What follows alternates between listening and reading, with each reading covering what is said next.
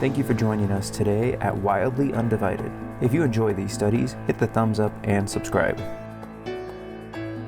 Ecclesiastes chapter 10. So in this one, we're not going to get anything that's all that depressing. We're particularly just going to be addressing Proverbs. So each verse or two verses kind of change topic, talks about a specific generality of truth that is in this world, as he says, under the sun. And so we're going to go through it and just glean some wisdom. Ecclesiastes chapter 10, verse 1, dead flies make the perfumer's ointment give off a stench. So a little folly outweighs wisdom and honor. What is that talking about? A little bad makes all the good bad. An example of this, so as an electrician, and I think I've used this example multiple times. If I take Charles and Sean and I put them in this room and I say, hey, you're going to wire these lights. Each person gets a row. We wire up the lights and you flip the switch on. And Charles, all of his lights come on. And Sean, all of his lights come on except for one. What am I thinking of Sean? He can't wire lights. He can wire 9 out of 10 correctly. He can wire 100 lights correctly. But the moment you miss one, you are now incapable of wiring lights. Okay, this is like a reality in my field. When you make a mistake, everybody immediately knocks you down a peg and thinks you're not capable. So you can be very successful and yet do something wrong, and it can ruin all of your success. So it is with folly. You can be the wisest person in the room and make one bad mistake. And you can have, maybe take it to the nth degree, you can be a great minister of the gospel. You can be an amazing pastor for 40 years. And now you get caught in adultery or some slanderous sin. You have ruined 40 years of ministry. Your whole reputation is gone. And so what the Bible says is that if you have a lump of dough, you take a little bit of leaven and you put it in there, it will leaven the whole lump. So Paul uses this analogy and he says, do you not know that a little bit of leaven will leaven the whole lump? He says that in 1 Corinthians chapter 5, verse 6. 1 Corinthians chapter 10, he says that we are to be pleasing to others as much as possible and to not please ourselves. To have a good reputation is to set aside our rights and our prerogatives for the benefit of others. And he uses the analogy of eating. Should you eat or should you not eat? And maybe more applicable to us is, should you drink or should you not drink? If you're with somebody who doesn't drink alcohol, then when you drink alcohol, you give them an offense. It's one small thing that can ruin a very important aspect of life. And so what Paul says in 1 Corinthians 10 is that I would lay aside my rights, those small things that are insignificant, for the bigger purposes of God, so that we can please everybody so far as possible, so that we could be imitators of Christ, who didn't prefer his own things, but put others before himself. In 1 Corinthians chapter 5, this is where he says a little leaven leavens the whole lump. Now, when he says that, he is talking about adulterous people in the church. A son is sleeping with his father's wife. And the church is like, wow, look at God's grace. It's so amazing. And Paul says, are you kidding me? Don't you understand that even a little sin in the church will corrupt everybody? Get rid of the person. Get rid of the leaven. Get rid of the sin. And then he talks about in Galatians chapter 5, verse 9, he says the same statement, a little leaven leavens the whole lump, but he uses it for false teaching. You can teach the truth of God very clearly and plainly, but one lie, one falsehood is false teaching. And so we must be alert, we must be aware, and we must get rid of false teaching and pursue the truth. And so the concept of a little bit affecting really big, important things is throughout the whole Bible. A good one is when we talk about our ministry, our light, our representation of God in Christ here under the sun. We want to live a life not only pleasing to God, but acceptable to mankind. Why do we want to live a life acceptable to mankind? Because we are ambassadors for Jesus.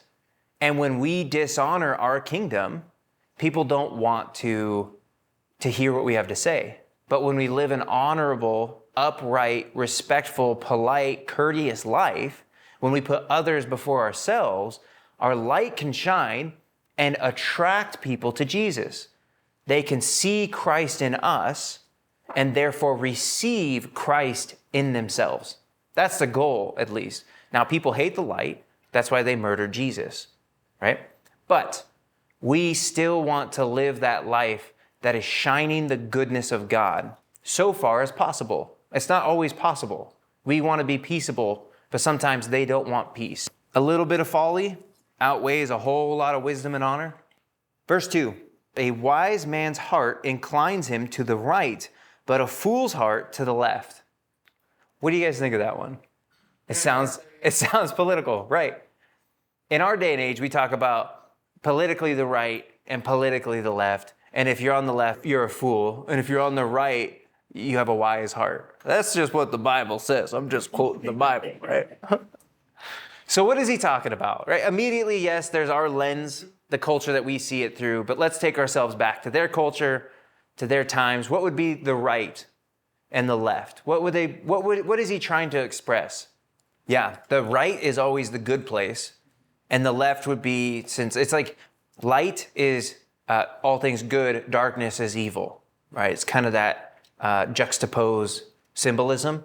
So the right is strength, discipline, control, goodness. So the left would be evil, a lack of restraint, indulgence, lack of control, things like that, right? So a wise person leans towards, directs their hearts towards discipline, the good things, the proper things, the appropriate things, being self-controlled and living and walking in an upright manner. 3, even when the fool walks on the road, he lacks sense, and he says to everyone that he is a fool. You ever see people walking down the street and you judge them? Especially if they, to be fair, I hate jaywalkers. I wish it was illegal again. It says that the fool walks down the street and is telling you something. He's telling you that he's a fool. So what does that mean? He's telling you by his body language. Now, there's a certain level where culture, right? Like that's their culture. This is our culture. They dress differently. They walk differently. There's a certain level where it's just a cultural difference. Like you go to Mexico and they all kind of act similarly, but when they come here, they look different. They walk different. So there's a cultural thing there that's not a problem. That's not saying you're a fool because you're different. But if somebody has their hoodie on and it's summertime and they're walking around like they're up to no good, you can spot that. There's behaviors that intuitively the human brain picks up and says, that looks dangerous, right? That person is representing something that I want to avoid. And this comes through training, through just life, right? Like you just watch people and you start to pick up and see habits. And so therefore they are broadcasting who they are. That's what this is talking about. Though they are walking down a straight road, they themselves are showing that they are crooked in heart, that they are fools. And this can be portrayed in a multitude of ways. Can anybody come up with any examples? Smoking pot, right? Doing drugs, or being violent, loud, obnoxious, and talking about nonsense, right? Like you can hear their conversation, you're like, oh, those are people I don't want to hang out with. So a fool shows you who they are. Verse 4, if the anger of the ruler rises against you, do not leave your place, for calmness or healthiness will lay great offenses to rest. This one took me a minute to really figure out. I think we have a habit of when we get offended to react quickly. I didn't like that. I have something to say. And so you're in a position where you shouldn't say anything, right? We're talking about a king. Like the president just told you, hey, these are the rules, I need you to follow them. And you get irate. You put your emotions out there and you tell them this is stupid, and you get up and you storm off. And so wisdom says, stay calm, take a breath, and decide your next move. And the commentary I read on this mentioned resigning and leaving, or submitting to the will of the ruler, right? Being like, I don't like what you're doing, I'm out of here. And he's saying, no, stay calm and submit yourself. Allow yourself to be relatively controlled by a person who's in authority. But it would be like you have your boss, and your boss says, hey, I want you to do it this way, and you disagree with them. And you're like, I don't want to do it that way. That's stupid. So you know what? I quit. And you storm off. Well, it's like, well, what benefit did you really get by venting your frustration and leaving abruptly? It would have been better to stay calm, do what they ask you to do, and weather the storm and get through it by submitting to the requests and the requirements of the authority that is placed over you. Verse 5. Now, this is an interesting one. I grappled with it for a little bit. Verse 5, there is an evil that I have seen under the sun, as it were an error proceeding from the ruler. Folly is set in many high places, and the rich sit in a low place. I have seen slaves on horses and princes walking on the ground like slaves. So at first I thought when he's talking about an error proceeding from the ruler, I thought he was talking about the ultimate ruler. I thought he was saying like God has made a mistake, right? That word for error literally means sin. So that God has committed a sin. And I was like, curious what he's talking about. So I looked into it, and that word for ruler is never used for God, and it's actually very rarely used. And it's just generally for governors, princes, kings. It's earthly bodies. It's authorities of governmental agencies. And so it says, this is the mistake that I've seen. The wrong people in high places. And I think we've all experienced that, where we have seen that one person in authority has selected other people to be in authority who it was unmerited and they were not worthy of the position. And so he's saying that there were slaves who were living as kings, but I've seen the rich cast out. Those who had wisdom, those who had knowledge, those who had the merits, the worthiness to actually be in places of rulership and leadership weren't.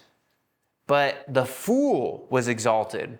Those who were not worthy of the power and authority that would be granted to them were exalted, and then they brought their folly into that position. I've seen this. The vice president of my company hired, when I first stepped into my position, he hired my boss, and nobody liked this guy, just the vice president. And I didn't know the difference because I was new to the position, so I just kind of lived through his era. And eventually a new vice president came in and did not like the guy and got rid of him. And then there was no place for this guy in the company because nobody liked him. It was just one person decided that this person should be in this role, but nobody else liked him in this role. And then when a new person came into that role, it was like a breath of fresh air. It was like, oh wow, like that is the type of person that should be in authority. And that's what he's talking about. There's a mistake. There's a flaw in the system when you get the wrong people in authority and wrong people in power. Verse 8, he who digs a pit will fall into it, and a serpent will bite him who breaks through a wall. What is that talking about? Falling for your own trap.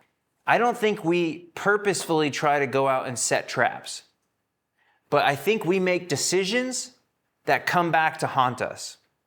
We make decisions that come back and hurt us. I'm gonna dig a hole right here, and it's on your way to the bathroom at night. And you learn you don't want holes in darkness when you're trying to travel a path, because you're gonna fall into the hole. Or for whatever reason, you're breaking down a wall. Walls are really important in the Bible. The walls of Jericho, the walls of buildings and houses, and to break into a wall kind of comes with a sense of evil or theft. And so if you're trying to break into a wall and a snake bites you, it carries the idea that you're kind of getting what you deserve because you put yourself in a situation to get bit. You shouldn't have been breaking that wall down. Even pillars, they would make pillars as monuments and altars to God. And it specifically says, don't tear down pillars or move markers that delineate boundaries for fields. And they're like, well, I'm just going to move their marker over and I'm going to get more land. Well, snakes live in those rocks. And if you get bit, that's your comeuppance. Then he talks about, he who quarries stones is hurt by them, splits logs is endangered by them. What is he talking about there? He who quarries stones, he who splits logs, hurt and endangered. There is an inherent risk in everything we do. Working itself is a hazard. It's dangerous. So I work construction. Do you agree that that's dangerous? I could fall off a building. I could get electrocuted. I could be like set on fire. I could be shot with a nail. And you're like, okay, those are obvious things. Could break a bone. Now, yeah, toxins in the air and asbestos or drywall, which is silica dust, different. No, I'd say live by the gun and die by the gun is what we just talked about. It's your comeuppance. Verse 8, you dig a hole, like you walk around looking for a fight and a fight finds you, you get what you get, right? This is more of life is naturally dangerous. Okay, so we know like construction, that's dangerous. What about like driving a truck? Is driving a truck dangerous?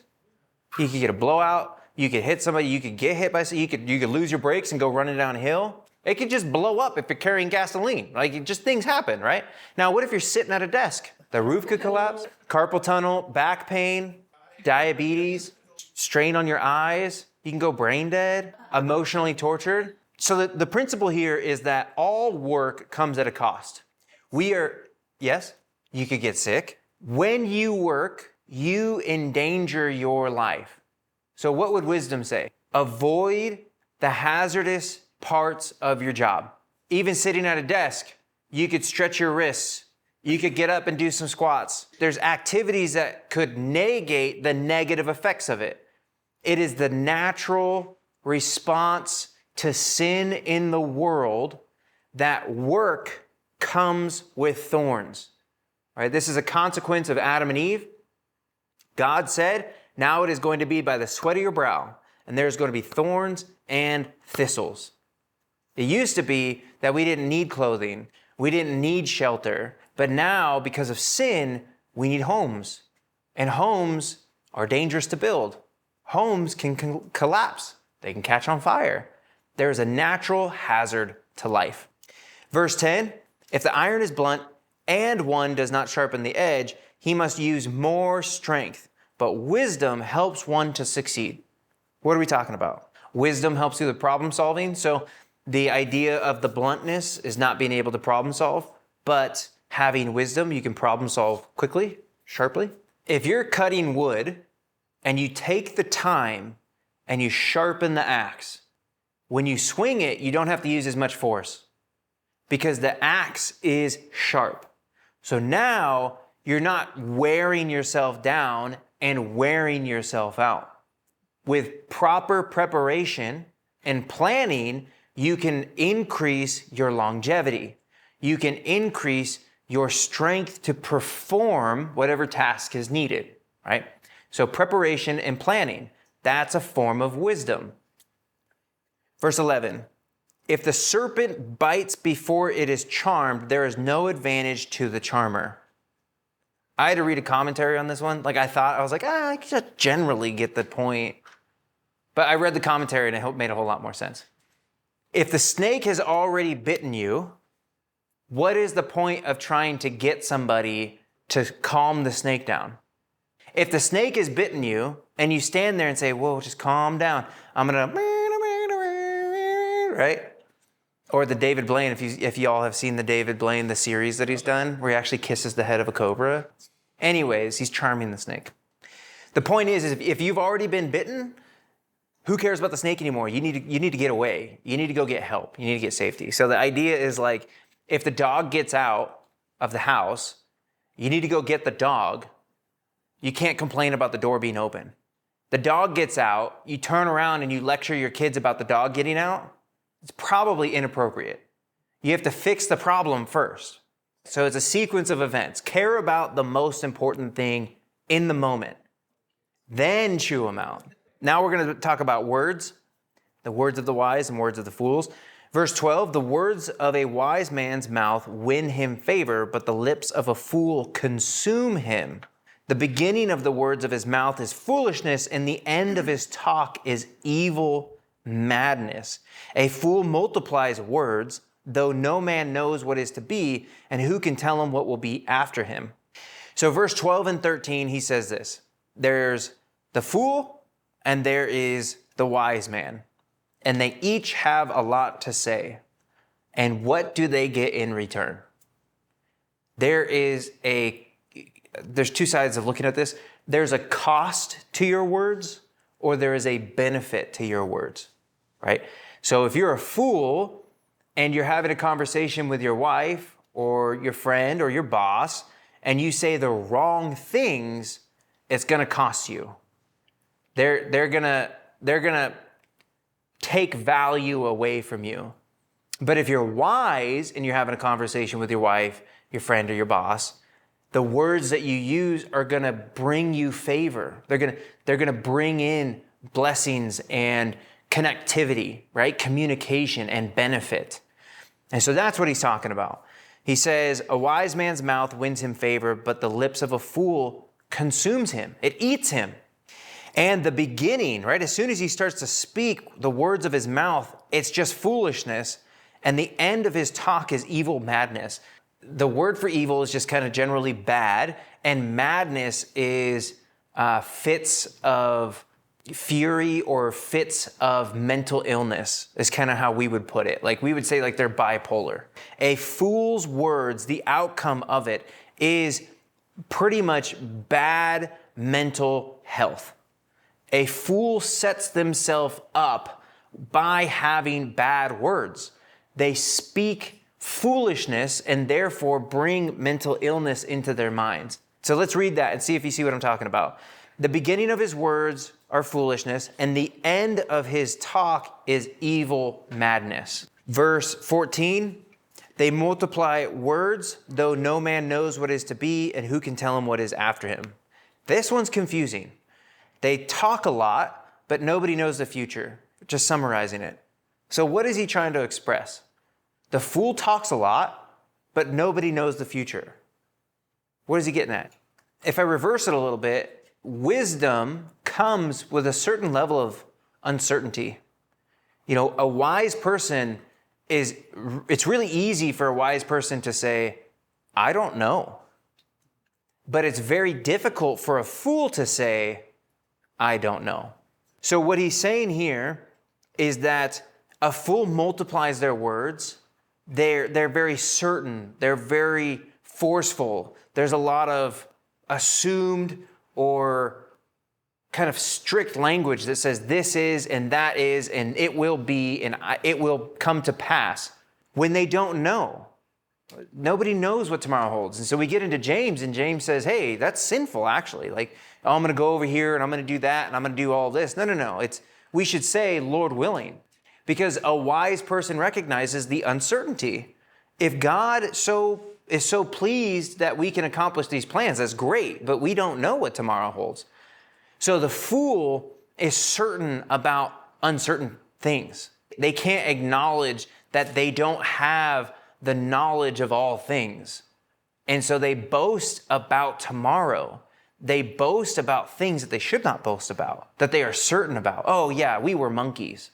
Oh yeah, there was a pool of sludge and lightning bolt hit it. Like that's a full speculation. And at least like if you want to believe that, that's fine, but at least admit that there's a certain level of speculation. That you're sort of making it up. You're trying to use some level of facts to generate a reasonable theory, but at least admit it's a theory. So a wise person would be like, look, I believe that we came from monkeys. I believe that we were, it was a pond of sludge and was struck by lightning, but we don't know. Like, okay, well, at least you're a reasonable person. Right. But a fool is the exact opposite. Oh, no. We know for a fact. This is certain. It's been proven. Have you ever heard that one? It's been proven. evolution's been proven. It's like, well, I think you just need to read a little more because even atheists disagree with it, right? It's not just Christians who disagree, right? It's a little bit of a tangent. Okay, verse 15, the toil of a fool wearies him, for he does not know the way to the city. This one's an interesting one. The toil of a fool wearies him, for he does not know the way to the city. I'd say it's similar to people today who are just working and they don't have an intended goal or purpose for their life. They just wake up, they go get money, and then the money falls straight through their hands because they're spending it on things that don't matter. They don't have a home, they don't have a career, they don't have a purpose, they don't know what or why or how to do things. They're simply just wandering through life. So they get worn out. They just get beat down by the world. And then you see them when they're 60, 70 years old, struggling. It's got to be the saddest thing I see is like old people walking the street and taking the bus. It just blows my mind. And I get it that there's just general poverty, but you've lived on this earth and you've made millions of dollars. Even if you've made minimum wage, if you've lived 60 years making minimum wage, you've made millions of dollars. You have wearied yourself out in your toil and you're trying to find the city, the destination, and you had no purpose, no plans, no directions, no goals. And here you are at the end of the road, just beat down. And so the fool toils and he has no way to get to the destination because he doesn't even know where he's going. These studies are recorded live with God's people. We encourage you to find a study in a Bible-believing and teaching church and connect with God's people in God's Word. Have a blessed day. 16:17, woe to you, O land, when your king is a child and your princes feast in the morning. But happy are you, O land, when your king is the son of nobility and the princes feast at the proper time for strength, but not for drunkenness. What are we talking about? We're talking about land. We're talking about a woe. What is a woe? Woe to you, Bethsaida. Woe to you, Chorazin. Unfortunate thing? Sorrow? It is. It's almost a judgment. It's like, look at you. Look at what you're doing. How you have done such a thing.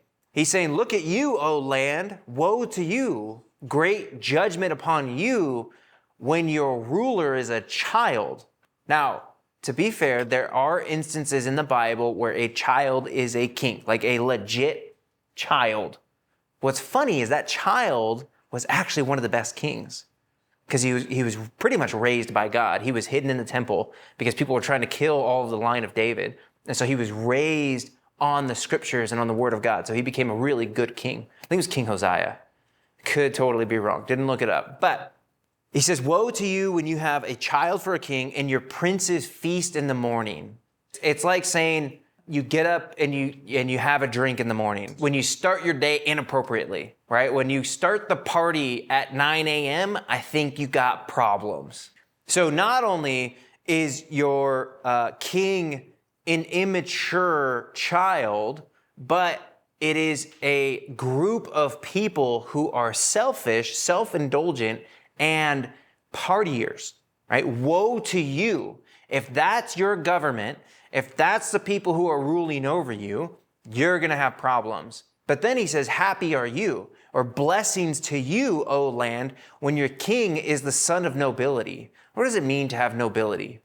I don't think we get it. I think culturally we think of nobility as like kings or rulers. We think of Robin Hood, of like people who are in charge and they're abusive and, there's a hierarchy, there's a class system and it's oppressive. I think that's how we view nobility. So nobility means honorable. It means taught, trained, restrained, living for a higher purpose. These are the people who were taught from as a toddler saying, you're going to be the ruler of people. You need to be honorable, respectable, polite. You need to know decorum. You need to know how to dance. You need to know how to speak. You need to know how to think critically. You need to know history. You need to know how to read and understand and comprehend. They are trained for the role of leadership from infancy. So the problem with verse 16 is that it's a child who is not trained and not restrained. That's your leader is a child, but a child who comes from nobility, a king who has been raised into the role to properly take care of the people, to defend them, to go to war, to make war, to know battle tactics. You're blessed by that. And you know what? They feast at the proper time. There is a time of rejoicing. There is a time to relax and enjoy, but it's not to get drunk. It's what? To garner strength. You ever hear about the golf course? How many, deals aren't made in the office? Deals are made on the golf course. See, that's a time of feasting for strength. It's not for drunkenness. What's curious to me is I watch like my higher up people in my company, and they golf all the time. And I think to myself, oh man, it must be so great for them because they're out there doing nothing. But they're striking deals. They're making relationships. They're building important connections in the industry. And that's actually where you take your enemy and make them your friend, is on the golf course. So when you have a time of feasting, it is a time to bring people together so that you can bond over non-essential issues. And now you can come to an agreement. Now you can talk business. Now you can actually accomplish mutual gain and prosperity. Okay, verse 18. Through sloth, the roof sinks in, and through indolence, the house leaks. Life requires attention. We're all old enough to know that one. If you take your eye off the ball for just a little too long, laziness sets in and you lose focus on life. And your life can easily fall apart. And I think that's the difficult part about life is it's gonna hit us. It's gonna hit us all. You're gonna get put in the ring. You're gonna have some fights. You're gonna have some difficulties as you go. But if you have the endurance and the energy and the perseverance and the perspective, you can make it through it. But through laziness, through slothfulness, the house falls apart. It says, the roof sinks in and the house leaks. I think there's nothing worse than a leaky roof because it can cause havoc in the house immensely. It can just leach into the walls, corrode the walls, all the studs. It can breed mold and critters and bugs. And as soon as there is a hole, things can get in. And water is one of the most damaging things to get into your home. And so you take that perspective into your whole life and you say you take your eye off the ball because you're lazy and it just takes one little leak to ruin everything. You let your guard down just for a little too long and you can ruin everything. And I think the biggest one in our culture particularly is adultery. People don't wake up thinking, I'm gonna go commit adultery. They let their guard down, they get lazy, and it takes one little drop of water. And that little drop of water festers and it rots the foundation and it breeds disease. And so slothfulness just breeds chaos in your life and it brings down the house. Verse 19, bread is made for laughter and wine gladdens life and money answers everything. So you got bread, you got wine, and you got some money. You got laughter, joy, and I put results, right? Money brings results.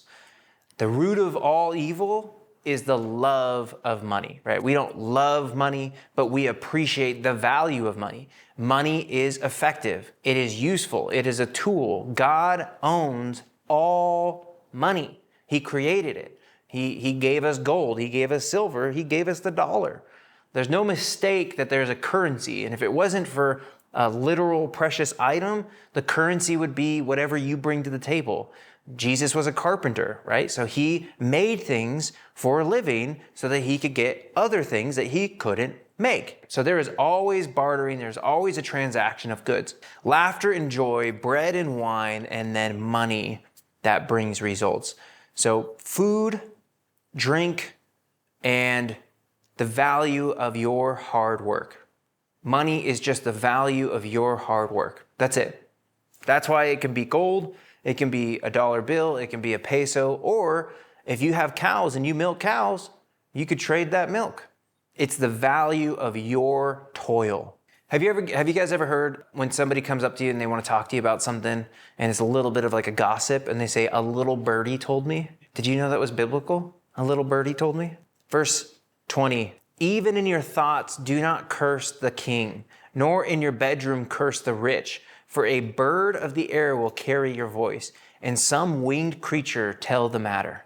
A bird will sing your secret words. A birdie will speak. I want to give you an example.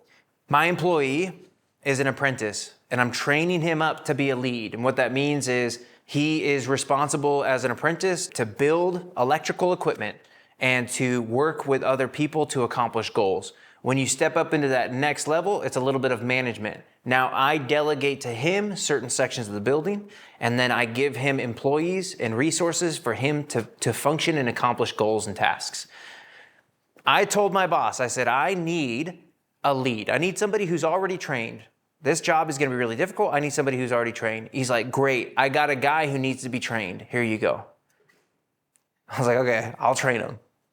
So he gave me this kid, and we get along fine. And I say, hey, what's your goals? He's like, oh, I want to be a lead. And I want to do what you do. I want to be a superintendent. I want to do this. I want to do this. I'm like, okay, cool. So he's in. He's bought into the goal. He's bought into the future. And so with the future comes pressure, difficulty, struggles, stress. It's hard. You know? There's a reason why he gets paid good money. It's because it's hard. Now, I've been working with him for about 6 months. We went on vacation last week, and somebody else filled my role and talked to this kid. And I come back and I say, hey, how do you like the kid? What do you think of the kid? And he's like, you know what the kid told me? He didn't ask for this. He didn't want the position. It was thrust upon him. And I'm like, well, that's news to me. So now I'm thinking in my mind, well, here's a little birdie. Here's his secret thoughts, things that he is not willing to tell me, making its way all the way to my ears. So what does that do to me in my mind? It changes everything, even if I don't want it to. His quote unquote confession of how he feels in the moment to a person he thinks is insignificant has made its way all the way to one of the most significant people in his life. And that's what this text is talking about. You need to guard your thoughts and not curse the king. The person who is in charge, the person who is the authority over you, you need to make sure that what you think about them is good, even if it's not. You can't be guarded enough. Listen, in your bedroom, don't curse the rich, the powerful, those who have an influence in your life. In the most intimate, secret place in your life, do not allow those inner turmoil, questions, frustrations, and angers out, because a fowl of the air, a bird will carry it. Some creature with wings is literally what it says. Some winged creature will go and tell the matter. I'll give you an example. I was talking to Ruth on the way to church. I have an employee who is just making my life hard. And he's supposed to be very, very skilled. And he is making some very, very unskilled decisions. And it's been really hard. And I've grappled with the idea of reporting his mistakes to the higher people. And I have to keep telling myself, because I want to do it, but I have to keep telling myself to be gracious. Be gracious. He's making mistakes. We're all going to make mistakes. And I wouldn't want somebody to broadcast all my mistakes throughout the whole company. I can't turn around and broadcast this person's mistakes throughout the whole company. Now, they're pretty major mistakes. And if it's like detrimental mistakes, then I'd have to say something. But it's not edifying. It's not building up. He is doing his best. He is working hard. And I need to guard my heart so that I don't tear him down and affect his future with the company. Because birdies will fly. And here's the thing. If you're going to say these things, and maybe this is the most important part, if you're going to say these things to other people, be prepared to say them to the person. And so that's the difficulty of my role, is when I say this stuff, I have to sit down, I have to type it out, I have to bring them in and show it to them and say, this is my opinion of you. Sign here. Like, you sat through this meeting. You don't have to agree. You can disagree with me. That's fine. But you should sign the document that says, this is my opinion of you. But I have to have that face-to-face conversation. And that's primarily what this is talking about, is like, don't try to do things behind people's backs, because they're going to hear about it. So if you're gonna say something to be critical, be prepared to say it in a way that builds them up, provides them options to get better, and be prepared to give it to them face to face. So what are some applications we can take away from tonight? I put it as, like you're saying, a little sin clouds your testimony. The light that you're trying to shine, it's not easy to shine as a light. It takes a lot of effort and diligence to be out there and say, hey, I'm a Christian. I follow Jesus, and you should follow Jesus too, because this is the gospel. This is the way of salvation. God is good, and all his goodness, he saves us. But I'm over here doing bad things. You're fighting to have a good testimony with the people around you. And then you just make one bad decision, and there goes your testimony. And I've ruined my testimony with lots of people. But every new person's a new opportunity, right? That's a new representation of Jesus that I get to be to a new person. I think we also learned that finding wisdom in everyday life, this is very applicable. Wisdom is to be found in everything we do. We're like, oh, okay, that's wisdom, to be calm and collected and watching people that you admire. When people are in places of authority, it's because they have wisdom. And that's why they get so frustrated when people are in authority and they don't have wisdom. It's like you shouldn't be there. You're such a bad person to be in that role. So you watch people and you can find wisdom, like, oh, okay, I see what they did there. There was disrespect and that's how they handled it. Or there was rowdiness and that's how they controlled the group. Or it's always leadership for me is what I look at. And then minding your thoughts, your words, and your actions. It takes energy. Right? Those little birdies that are going to fly around, to take every thought captive to the obedience of Christ, to mindfully guard your heart against negative attitudes of the people around you, or talking trash about somebody even in your own mind, is difficult. It takes energy, but it matters. So minding those so that they don't get out and cause chaos in your life. Next week, we will be in Ecclesiastes chapter 11. It's going to be miscellaneous Proverbs too. Chapter 10 was all miscellaneous Proverbs, and chapter 11 is also miscellaneous Proverbs. But I'll give you a snippet into next week. There is a conundrum with the Jews. They can't sacrifice at the temple, so how do they get the forgiveness of sins? And I had this conversation with a Jew, and he quoted one of the texts in here to say that they can find the forgiveness of sins by doing a ritual that is found in this chapter. So we'll talk about it, and I'll show you how that's pretty nonsensical. But that was my experience.